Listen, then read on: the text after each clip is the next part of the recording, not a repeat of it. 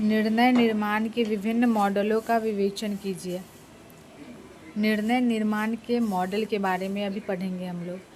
निर्णय निर्माण के अनेक मॉडल या प्रारूप हैं। लगभग सभी प्रारूप संगठन में निर्णय लेने से संलग्न व्यक्ति पर संगठन की तार्किकता के महत्व को स्पष्ट करते हैं।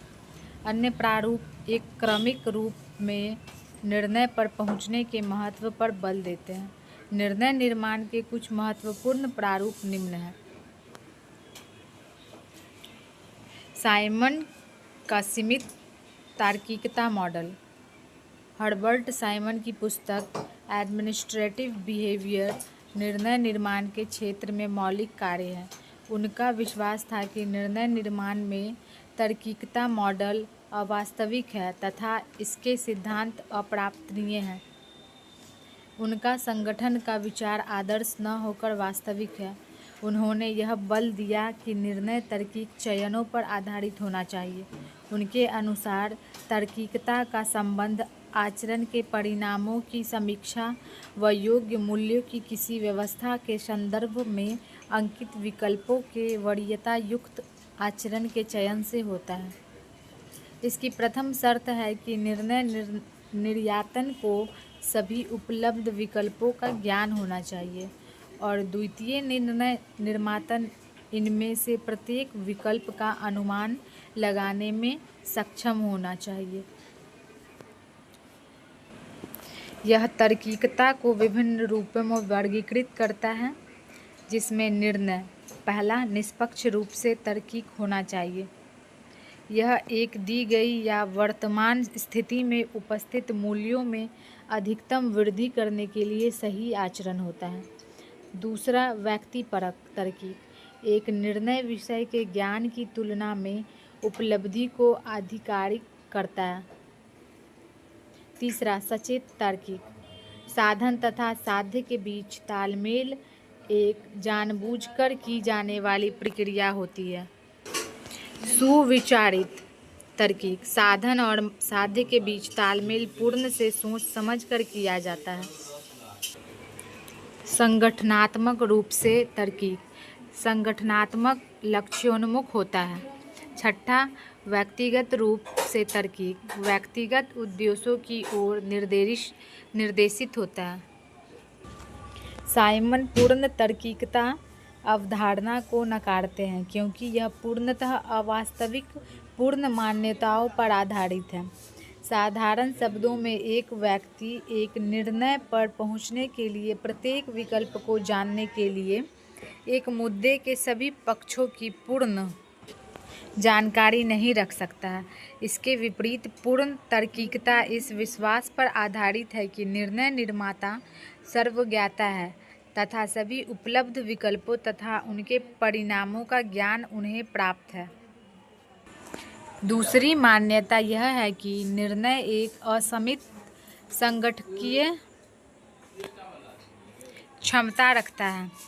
अंततः इसका विश्वास है कि निर्णय लेने वाली सभी संभावित परिणामों को व्यवस्थापूर्वक रखने में सक्षम होता है। ये मान्यताएं साइमन कहते हैं मूलतः गलत है। कौशल आदतें मूल्य तथा उद्देश्य की अवधारणा तथा कार्य से जुड़ी जानकारी की हद नामक अनेक सीमाएं निर्णय निर्माता के हाथ में नहीं होती है।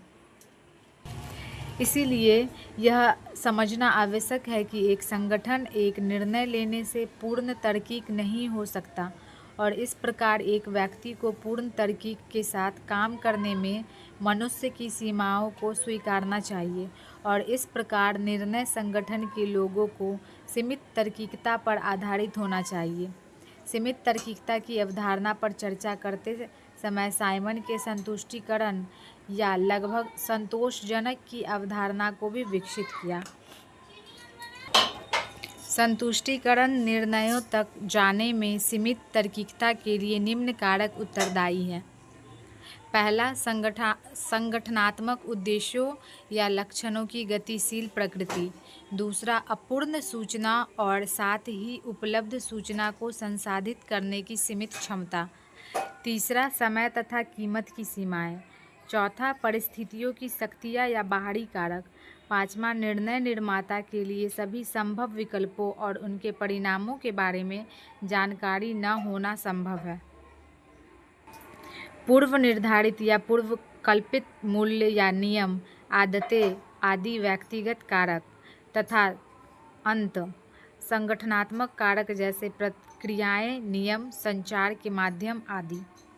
उपरोक्त कारकों पर आधारित साइमन के एक नई अवधारणा, जिसे प्रशासनिक व्यक्ति के नाम से जाना जाता है, प्रस्तावित की, जो कि आर्थिक आदमी की पूर्व धारणा के विपरीत है।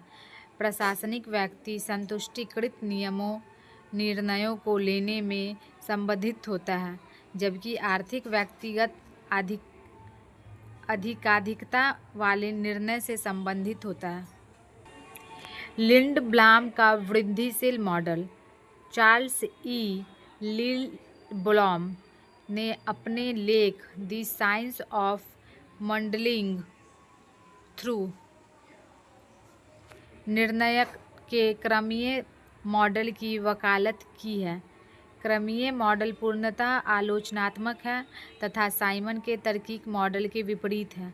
उसका तर्क है कि निर्णय निर्माण की वास्तविक प्रक्रिया सिद्धांतों से बिल्कुल भिन्न है। एटजियोनी का मिश्रित अवलोकन मॉडल। अमिताई एटजियोनी ने अपने लेख mixed scanning, a third approach to decision making में मिश्रित अवलोकन या मिक्स्ड स्कैनिंग मॉडल का प्रतिपादन किया है।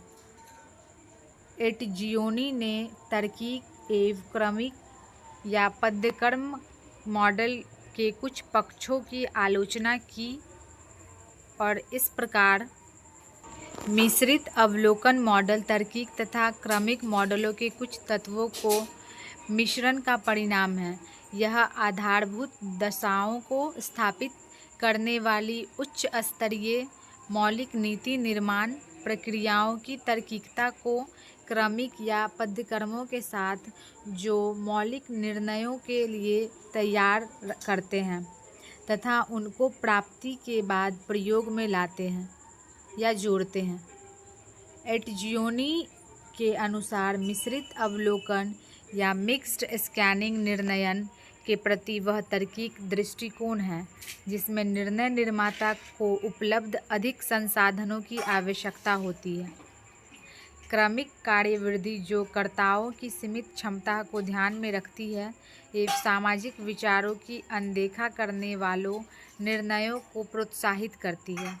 मिश्रित अवलोकन मूलभूत निर्णयों अपेक्षित को सीमित करके तर्कवाद के अवास्तविक पक्षों को काम करता है और दीर्घावधि विकल्पों की खोज करके क्रयिकवाद के परंपरावादी या दकियानुशी मुकाब वृद्धिवार्ता के ऊपर विजय प्राप्त करने में मदद करता है। ड्रॉर का इष्टतम मॉडल। ड्रॉर ने अपनी पुस्तक पब्लिक पॉलिसी मेकिंग रिविस्टेड में नीति निर्माण के अधिकता या इष्टतम मॉडल की वकालत की है। इसमें हम लोग ड्रॉर का इष्टतम मॉडल के बारे में उन्होंने जो वकालत की है उसके बारे में पढ़ेंगे। उन्होंने कर्मवादी दृष्टिकोण के विचार को नकारा तथा कर्मवादी एवं तर्कवादी मॉडलों के विकल्प सुझाए। ड्रॉर ने दावा किया है कि अधिकता मॉडल अन्य सभी वर्तमान मॉडलों से श्रेष्ठ है, जो कि आर्थिक रूप से तर्कयुक्त तथा अतिरिक्त तर्कसंगत मॉडल है। इष्टतम मॉडल की निम्नलिखित विशेषताएं हैं जो इस प्रकार हैं। पहला, यह संस्थापक न होकर गुणात्मक है। दूसरा, इसके भीतर तार्किक व अतिरिक्त तर्कसंगत दोनों तत्व हैं। तीसरा, यह शून्यमुक्त तार्किक से आर्थिक तार्किक है। चौथा, यह मेटा नीति निर्माण से संबंधित है। पांचवा, इसमें काफ़ी अंतर्निहित प्रतिक्रिया या फीडबैक होते हैं।